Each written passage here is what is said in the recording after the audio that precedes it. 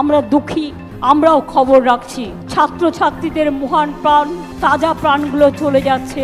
বাংলাদেশের সাম্প্রতিক ঘটনা নিয়ে পশ্চিমবঙ্গের মুখ্যমন্ত্রী মমতা বন্দ্যোপাধ্যায়ের মন্তব্য ব্যাপক আলোচনা সমালোচনার জন্ম দেয়। এ নিয়ে বিতর্ক যেন থামছেই না।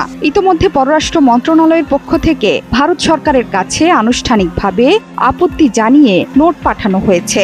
ভারত সরকারের পক্ষ থেকে মমতার মন্তব্যের ব্যাপারে নেতিবাচক মনোভাব জানানো হয়েছিল, কিন্তু এর কয়েক ঘন্টা যেতে না যেতেই আবারও বাংলাদেশের ব্যাপারে মন্তব্য করে বসেছেন মমতা বন্দ্যোপাধ্যায়। এটা ইউনাইটেড নেশনসের একটা রেজুলেশন আছে, কেউ যদি রিফিউজি হয়ে যায় তাকে পাশের পার্শ্ববর্তী এলাকা তাকে সম্মান জানাবে। কিন্তু আমি এটুকু বলতে পারি, অসহায় মানুষ যদি বাংলায় দরজা খটখটানি করে, আমরা তাদের আশ্রয় নিশ্চয়ই দেব।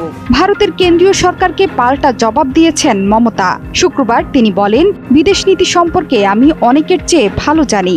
দিল্লিতে গিয়ে